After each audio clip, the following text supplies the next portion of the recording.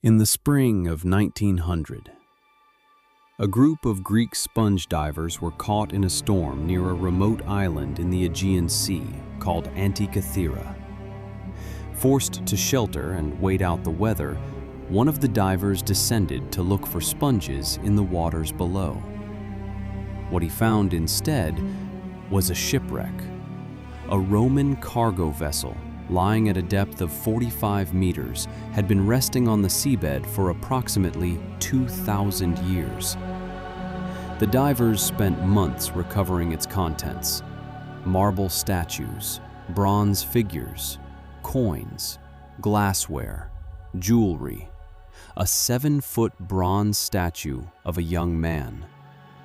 The haul was extraordinary by any measure, but one object among everything they pulled from the sea defied explanation.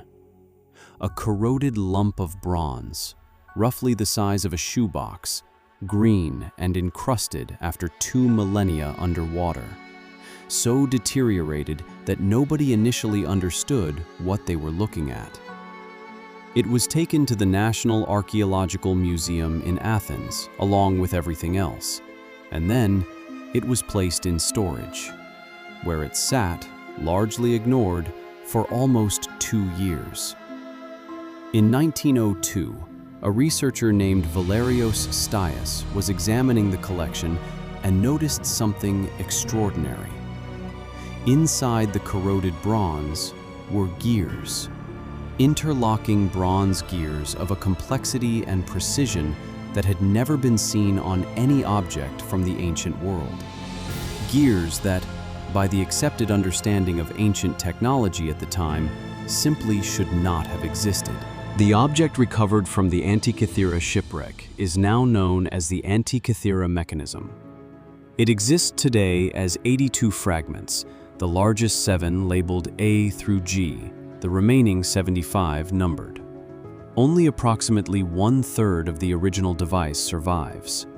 2,000 years of saltwater immersion had turned its bronze components into a brittle mineral called atacamite, green, fragile, and severely distorted from its original dimensions.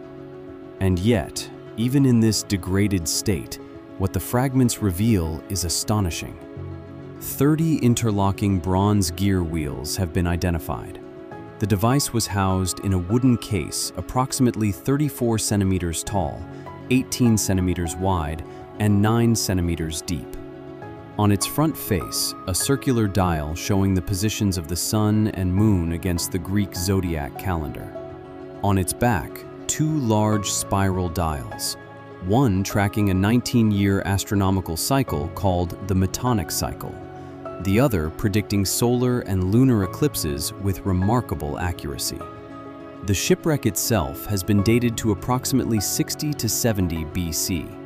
The mechanism is believed to have been constructed sometime between 150 and 100 BC, making it approximately 2,100 years old. And here is the fact that stops every historian and every engineer who encounters it for the first time.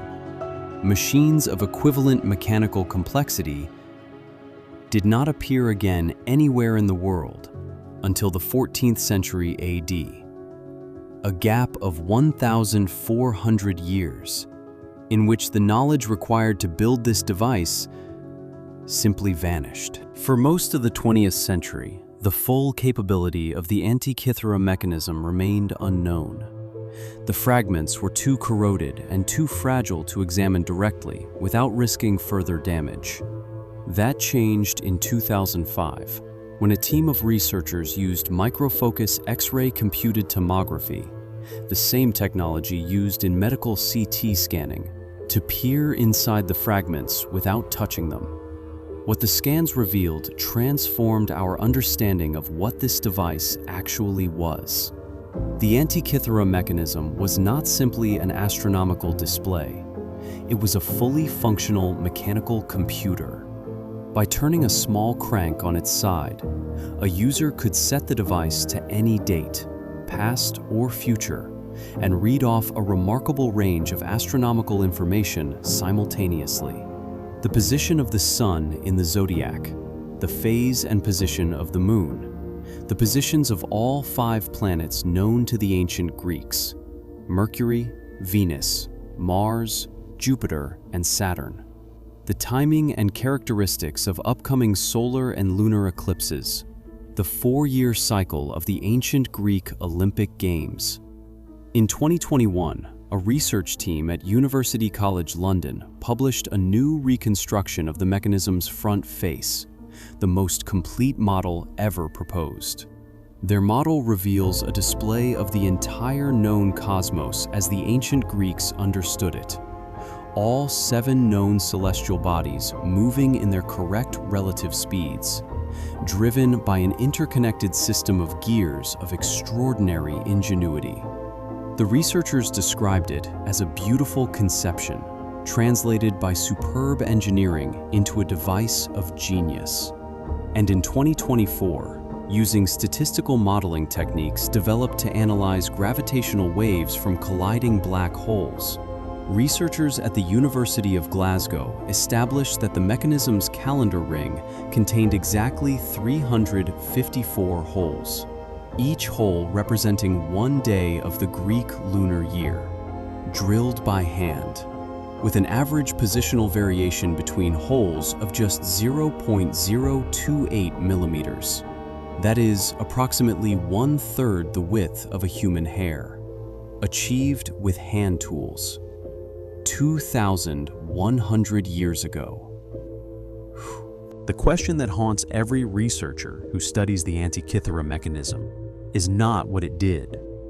We know, with remarkable precision, what it did. The question is, who built it, and how, and why nothing like it appeared again for 14 centuries. The construction of the mechanism required knowledge of Babylonian astronomical cycles, specifically the Saros cycle for predicting eclipses, which the Babylonians had developed over centuries of careful observation. It required the mathematical theories of Greek astronomers, the epicyclic models of planetary motion developed by Hipparchus in the 2nd century BC. It required the ability to translate those mathematical models into physical gear ratios of extraordinary precision. And it required the metalworking skill to cut those gears to the required tolerances using only hand tools.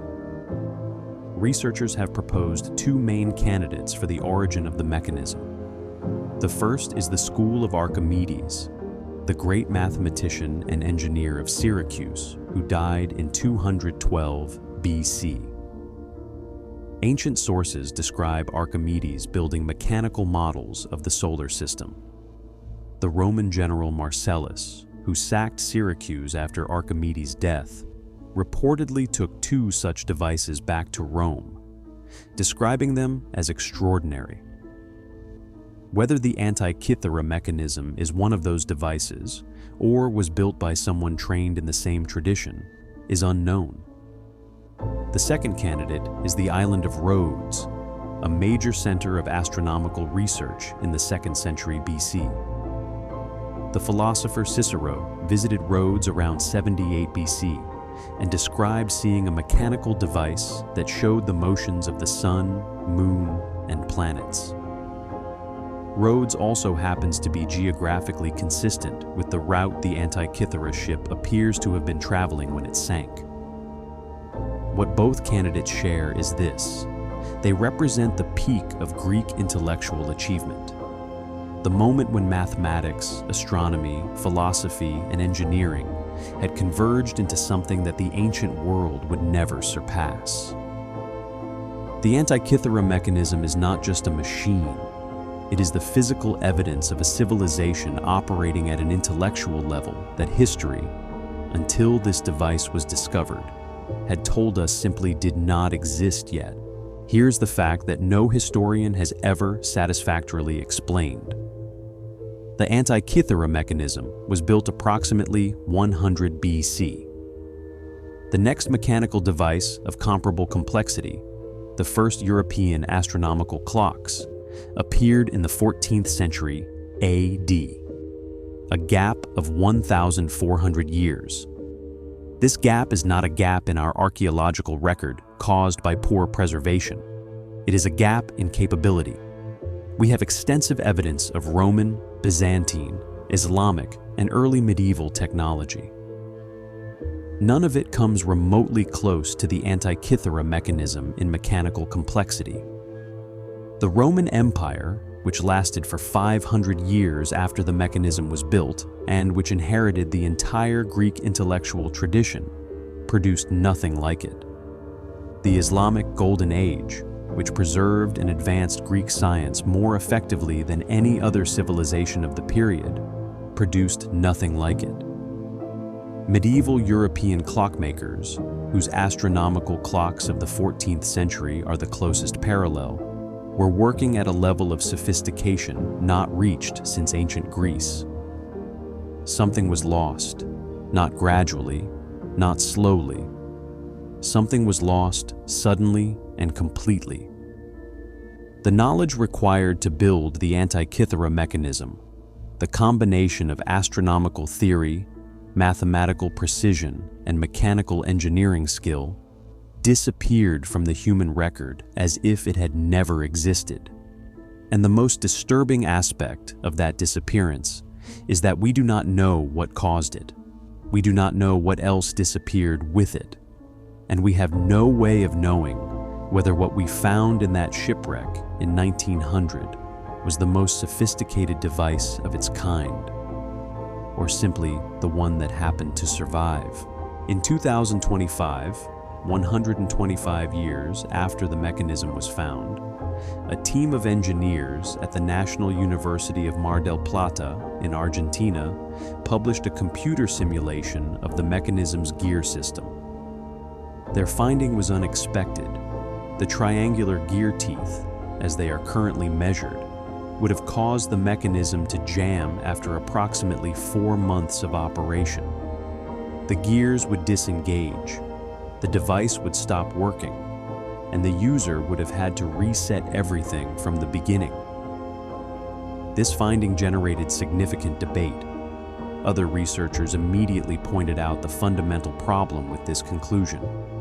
2,000 years of saltwater immersion and corrosion have distorted every component of the mechanism far beyond its original dimensions. The bronze has transformed into a different mineral entirely. As one researcher put it, we cannot say with certainty that the mechanism never functioned based on measurements taken of an object that has been chemically transformed by 2 millennia of seawater. What the 2025 study actually revealed, whether intentionally or not, is the limits of what we can know about the Antikythera mechanism. We are studying a severely degraded fragment of an object whose original dimensions we cannot accurately recover. We are using 21st century technology to analyze a device whose construction techniques we do not fully understand. We are applying modern engineering principles to something built with tools and methods that no longer exist. Every conclusion we reach comes with an asterisk, and that asterisk is the most honest thing about the entire field of Antikythera research. What we know for certain is this: somebody built something extraordinary, somebody put it on a ship, the ship sank, and for 2,000 years the object sat at the bottom of the Aegean Sea, while the civilization that built it collapsed, was conquered, was absorbed, and was eventually replaced by a world that had completely forgotten. This level of mechanical achievement was ever possible. Here is the question that the Antikythera mechanism asks of us, not as a historical curiosity, but as a philosophical challenge to everything we assume about human civilization and its direction of travel. We assume that history moves forward, that each generation builds on the last, that knowledge accumulates, that what we know today is more than what was known yesterday and less than what will be known tomorrow. The Antikythera mechanism challenges that assumption at its foundation. It is physical evidence that the arrow of human knowledge does not always point forward, that civilizations can reach extraordinary peaks of understanding and then lose them completely, without trace, for over 1,000 years. The philosopher of science Thomas Kuhn argued that scientific progress does not happen gradually. It happens in revolutions.